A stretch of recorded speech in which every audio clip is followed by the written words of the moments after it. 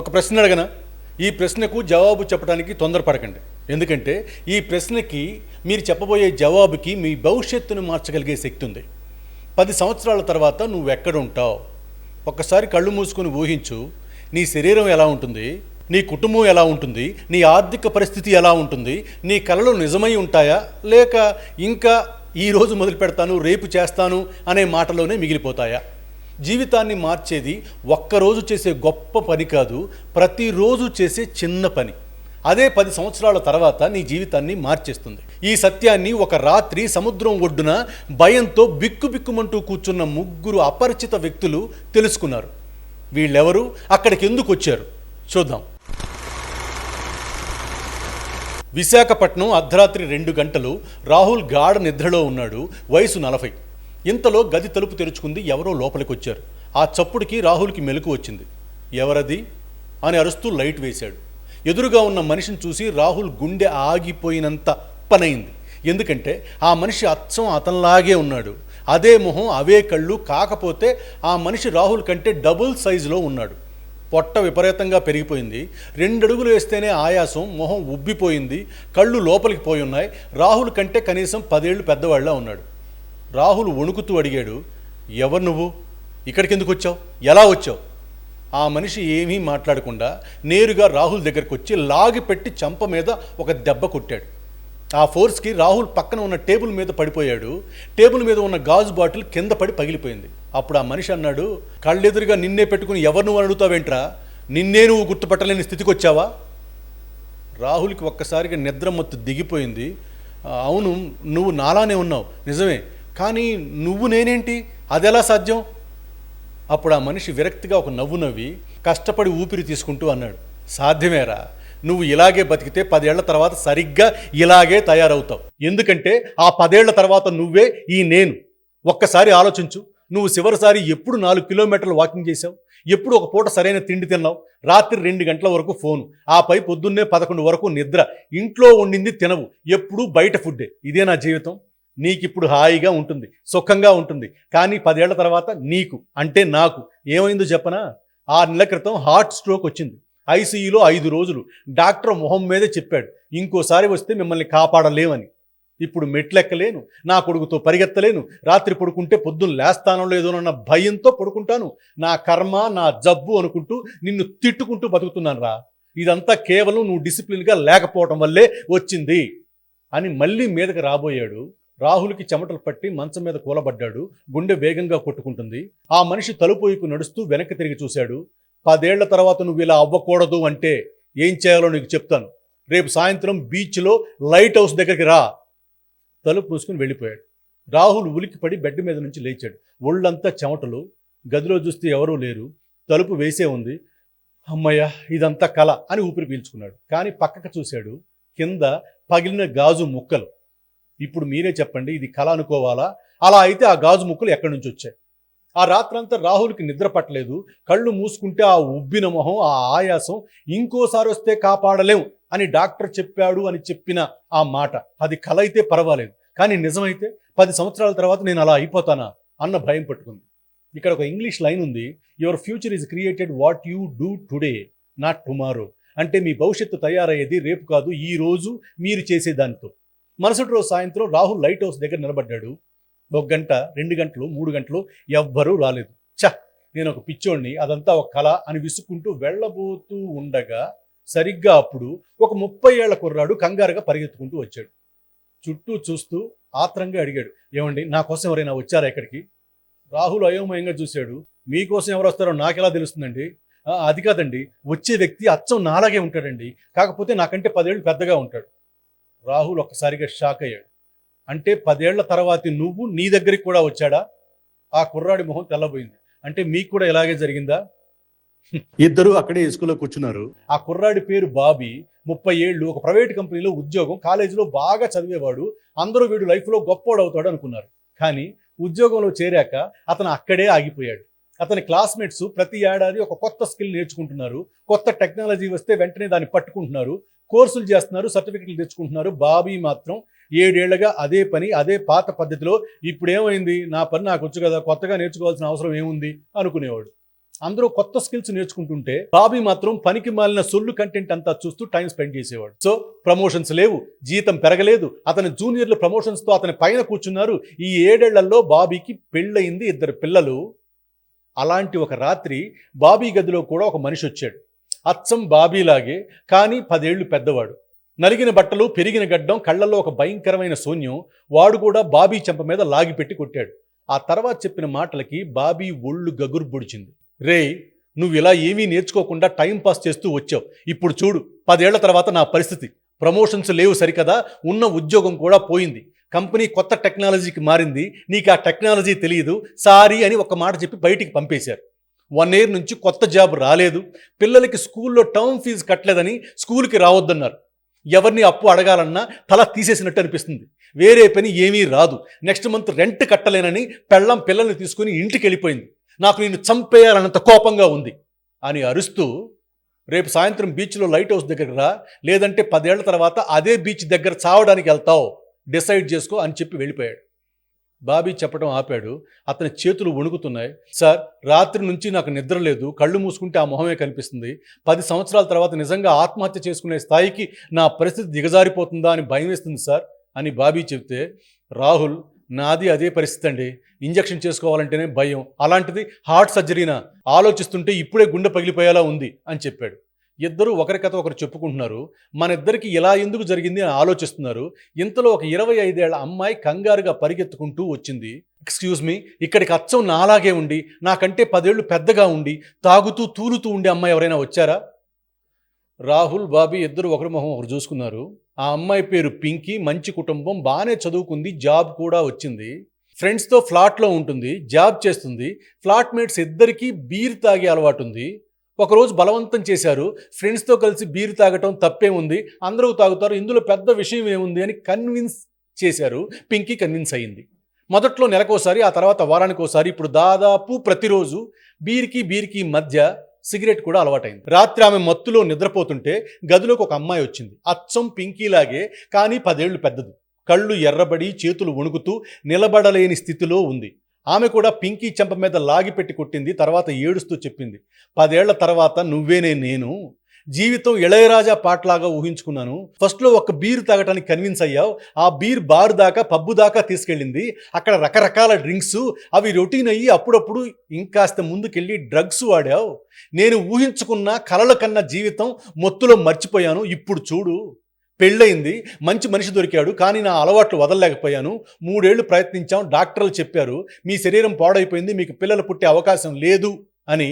ఆ రోజు నా భర్త ఒక్క మాట కూడా మాట్లాడలేదు, కేవలం ఒక చూపు చూశాడు. 6 నెలల తర్వాత ఒక ఉత్తరం పెట్టి వెళ్ళిపోయాడు. ఇప్పుడు నేను ఒంటరిగా ఉన్నాను. 35 ఏళ్లకే ఈ శరీరం, ఈ బతుకు ఇలా అయింది. ఇదే నీ భవిష్యత్తు. నీ భవిష్యత్తు ఇంత దారుణంగా అవ్వకూడదంటే రేపు సాయంత్రం లైట్ హౌస్ దగ్గరికి రా, లేదంటే ఇలాగే ఏడుస్తూ వచ్చేస్తావు. పింకీ చెప్పడం ఆపింది. ఆమె కళ్ళల్లో నీళ్లు. రాత్రి నుంచి నాకు భయం పట్టుకుంది సార్. ఇప్పుడు బీర్ బాటిల్ చూస్తేనే గుండె ఆగిపోతుంది. ఇక్కడికి వస్తే ఏదో సొల్యూషన్ చెప్తాను అంది. వచ్చిందా సార్ అని అడుగుతుంది. ఇక్కడ ఒక మాట గుర్తుపెట్టుకోండి, every addiction begins as a small pleasure and ends with a big prison. అంటే ప్రతి వ్యసనం ఒక చిన్న సరదాగా మొదలవుతుంది, ఒక పెద్ద జైలుగా ముగుస్తుంది. ఇప్పుడు ముగ్గురు అక్కడ కూర్చున్నారు. ముగ్గురికి ఒకటే ప్రశ్న, మనం ముగ్గురు ఒకరికొకరు తెలియదు, వేరు వయసులు, వేరు సమస్యలు, మరి మన ముగ్గురికి ఒకేలా ఎందుకు జరిగింది? సరిగ్గా అప్పుడే పక్కన కెరటాల దగ్గర ఒక ముసలాయన తన మనవడితో ఆడుకుంటున్నాడు.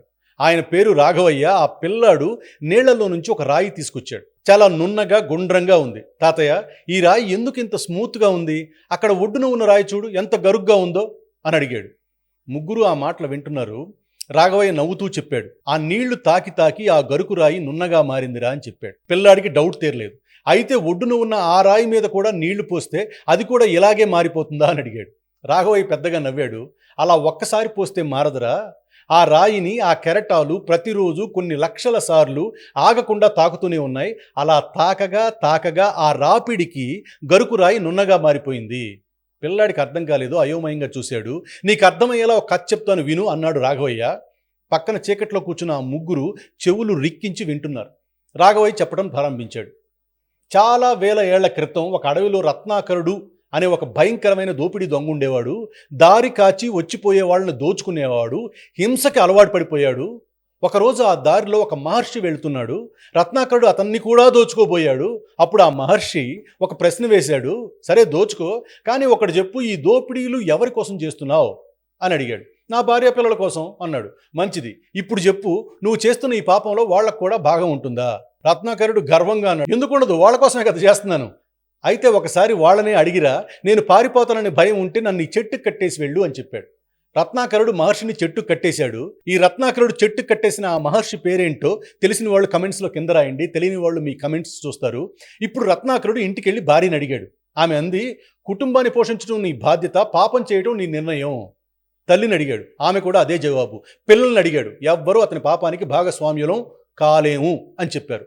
రత్నాకరుడు నిలువునా కూలిపోయాడు. తిరిగి వచ్చి మహర్షి కాళ్ళ మీద పడ్డాడు. స్వామి, ఇన్నాళ్ళు ఎవరి కోసం పాపం చేశానో వాళ్లే నీ పాపంతో మాకు సంబంధం లేదంటున్నారు. ఇన్నాళ్ళ నుంచి నేను చేసిన పాపానికి కొన్ని లక్షల జన్మలు మళ్ళీ మళ్ళీ పుట్టి శిక్షలు అనుభవించవలసి వస్తుంది. నా పాపానికి విముక్తి కావాలి, నాకు దారి చెప్పండి అని ఏడుస్తూ అడిగాడు. అప్పుడు మహర్షి, రామ రామ అని జపం చెయ్యి అని చెప్పాడు. రత్నాకరుడు నోరు తెరిచాడు. రా పలుకుతుంది, మా రావట్లేదు. ఎన్నిసార్లు ప్రయత్నించినా రామ అనలేకపోయాడు. అప్పుడు నారదుడు ఒక ఉపాయం చెప్పాడు. ముందు మా, తర్వాత రా, మరా మరా అను అని చెప్పి వెళ్ళిపోయాడు. రత్నాకరుడు కళ్ళు మూసుకొని మొదలుపెట్టాడు. మరా మరా మరా. మొదటి రోజు, రెండో రోజు, వారాలు, నెలలు, సంవత్సరాలు అతను ఆపలేదు. వర్షాలు వచ్చాయి, ఎండలు కాశాయి, చీమలు అతని చుట్టూ పుట్టకట్టాయి, కానీ అతని జపం మాత్రం ఆగలేదు. మరా మరా మరా మరా మరా మరామ. ఆ మరా మరా కాస్త ఎప్పుడో రామా రామాగా మారిపోయింది. మహర్షి తిరిగి వచ్చారు. పుట్ట ముందు నిలబడి పిలిచారు, నాయన బయటికి రా. పుట్ట పగిలింది, బయటికి వచ్చాడు. పాత రత్నాకరుడు కాదు, మొహంలో ఆ హింస లేదు, కళ్ళల్లో ద్వేషం లేదు. మహర్షి ప్రేమగా అన్నాడు, వాల్మీకి నుంచి పుట్టిన వాడివి, ఇక నుంచి నీవు వాల్మీకి అన్నాడు. ఒకప్పుడు దారి దోపిడీ చేసిన ఒక బందిపోటు ప్రపంచంలోని మొట్టమొదటి మహాకావ్యం అయిన 1000 శ్లోకాల రామాయణాన్ని రాశాడు. కథ ముగించి రాఘవయ్య మనవణ్ణి అడిగాడు, ఇప్పుడు చెప్పు, ఈ కథలో నీకేం అర్థమైంది? చీకట్లో కూర్చున్న ముగ్గురు కూడా ఊపిరి బిగబట్టి వింటున్నారు. రాఘవయ్య చెప్పాడు, ఏ పనైనా సరే ఆగకుండా అదే పనిగా చేస్తే అది అలవాటవుతుంది. ఆ అలవాటు మనలో మార్పు తీసుకొస్తుంది. మరా మరా అన్న ఒక్క మాట అదే పనిగా అనటం వల్ల రామారామ అయింది. ఒక దోపిడీ దొంగని మహాకవిగా, మహాత్ముడిగా మార్చింది. ఈ కెరటాలు 1000 ఏళ్లుగా తాకుతూ ఉండటం వల్ల గరుకురాయి నున్నగా మారింది. మనుషులు కూడా అంతేరా. మనం ఈరోజు క్రమం తప్పకుండా చేసే చిన్న చిన్న పనులే అలవాట్లుగా మారి కొన్నేళ్లకి మనల్ని పూర్తిగా మార్చేస్తాయి. మంచి పనులు చేస్తే మంచి అలవాట్లుగా మారి మనల్ని గొప్పవాళ్ళని చేస్తాయి. చెడ్డ పనులు చేస్తే చెడు అలవాట్లుగా మారి జీవితాన్ని నాశనం చేస్తాయి. అంటే రేపు 10 ఏళ్ల తర్వాత మనం ఎలా ఉంటామన్నది ఈరోజు మనం క్రమం తప్పకుండా ఏం చేస్తున్నామన్న దాని మీదే ఆధారపడి ఉంటుంది. ఇక్కడ ఒక అద్భుతమైన లైన్ ఉంది. A river cuts through rock not because of its power but because of its persistence. అంటే నది రాయిని చీల్చేది తన బలంతో కాదు, ఆగకుండా ప్రవహించే తన పట్టుదలతో. ముగ్గురికి ఒళ్ళు జలధరించింది. వెంటనే ముగ్గురు పరిగెత్తుకెళ్ళి రాఘవయ్య కాళ్ళ మీద పడ్డారు. స్వామి, మీరెవరు? మీరు దేవుడా? నిన్న రాత్రి మా ముగ్గురి కళల్లోకి వచ్చి ఇక్కడికి రమ్మని చెప్పింది మీరేనా? రాఘవయ్య నిజంగా ఆశ్చర్యపోయాడు. నేను దేవుడేంట్రా? ఇదిగో ఈ పిల్లాడికి తాతయ్యని, అంతే. కాదు స్వామి, మీరు దేవుడు కాకపోతే మా కల్లోకి వచ్చిన సమస్యకే ఇప్పుడు మీరు పరిష్కారం చెప్పడం ఏంటి? మమ్మల్ని రమ్మన్న చోటుకే మీరు రావడం ఏంటి? అప్పుడు రాఘవయ్య చెప్పిన ఆ మాట ఈ కథ మొత్తానికి ప్రాణం. మీరెవరో, మీ సమస్య ఏంటో నాకు తెలియదు. నేను నా మనవడికి చెప్పింది ఒక లాజిక్. అది మీ సమస్యకి పరిష్కారం అయితే పాటించండి. అది వదిలేసి ఇందులో మ్యాజిక్ ఎందుకు ఎతుకుతున్నారు? అయినా తప్పు మీది కాదులే. మనుషులకి లాజిక్ అంటే మ్యాజిక్ మీదే ఇంట్రెస్ట్ ఎక్కువ అని మనవడు చేయి పట్టుకొని ఆ ముసలాయన నడుచుకుంటూ వెళ్ళిపోయాడు. ముగ్గురు అలా నిలబడిపోయారు. అప్పుడు వాళ్ళకి అంతా స్పష్టంగా అర్థమైంది. ఆ రాత్రి వాళ్ళ గదుల్లోకి వచ్చింది దేవుడు కాదు, దెయ్యం కాదు, వాళ్ళ లోపల ఎప్పటి నుంచో అరుస్తున్న వాళ్ళ గొంతే.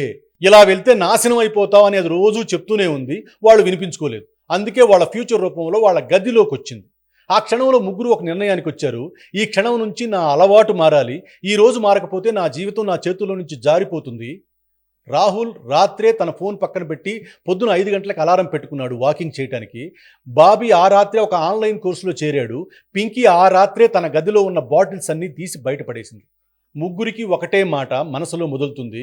మన భవిష్యత్తు అనేది మనల్ని సంతోషంగా ఆహ్వానించేలా ఉండాలి, మనల్ని చెంపదెబ్బ కొట్టేలా కాదు. కథ ఎక్కడితో అయిపోయింది. ఇప్పుడు మనం మన గురించి మాట్లాడుకుందాం. ఈ కథలో ముగ్గురున్నారు. ముగ్గురికి వేరువేరు సమస్యలు, వేరువేరు వయసులు. కానీ ఒక్కసారి జాగ్రత్తగా చూడండి, ముగ్గురిలో ఒక్కరు కూడా పెద్ద తప్పేం చేయలేదు. రాహుల్ ఎవరిని మోసం చేయలేదు, బాబీ ఎవరికి అన్యాయం చేయలేదు, పింకీ ఏ నేరము చేయలేదు. ముగ్గురు చేసింది ఒక్కటే, జీవితాన్ని ప్రశాంతంగా సేఫ్గా గొప్పగా ఉంచుకోవడానికి రోజు చేయాల్సిన చిన్న చిన్న పనుల్ని వదిలేసి ఏమీ కాదులే అనో ఆలోచించకుండానో చేసిన చిన్న చిన్న పనులు, ప్రతిరోజు కన్సిస్టెంట్గా ఆగకుండా ఆపకుండా చేసిన ఆ చిన్న చిన్న పనులు రాబోయే 10 ఏళ్లలో నాశనం కాబోయే వాళ్ళ భవిష్యత్తుకి పునాది వేస్తున్నాయి. ఇప్పుడు ఆ మూడింటిని ఒక్కొక్కటిగా చూద్దాం. ఎందుకంటే ఆ మూడింట్లో ఏదో ఒకటి ఇప్పుడు మనలో చాలా మందిలో ఉంది. మొదటిది మన శరీరం. రాహుల్ ఏం చేశాడు? ఎక్సర్సైజ్ మానేశాడు. రోజు రాత్రి 2 గంటల వరకు మేల్కొంటాడు, పద్దాకా బయట తిండి తింటాడు. ఇప్పుడు అంతా బాగానే ఉంటుంది, కానీ అదే ప్రమాదం. మన శరీరం చాలా మంచిది, అది వెంటనే కంప్లైంట్ చేయదు. మనం ఎంత నిర్లక్ష్యం చేసినా అది మౌనంగా భరిస్తూనే ఉంటుంది. కానీ ఒక్కటి గుర్తుపెట్టుకోవాలి, అది భరిస్తుంది అంటే క్షమిస్తుంది అని కాదు, లెక్క రాసుకుంటుంది. ఆ లెక్క ఒకరోజు మన ముందు పెడుతుంది. అప్పుడు మనం ఐసీయూలో ఉంటాం, మన పక్కన మన కుటుంబం ఏడుస్తూ ఉంటుంది. అప్పుడు మనం ఏమనుకుంటాం? అయ్యో ఆ రోజు కొంచెం జాగ్రత్త పడుంటే బాగుండేది కదా అని. కానీ అప్పటికే ఆలస్యం అయిపోతుంది. ఇక్కడ ఒక చేదు నిజం ఉంది.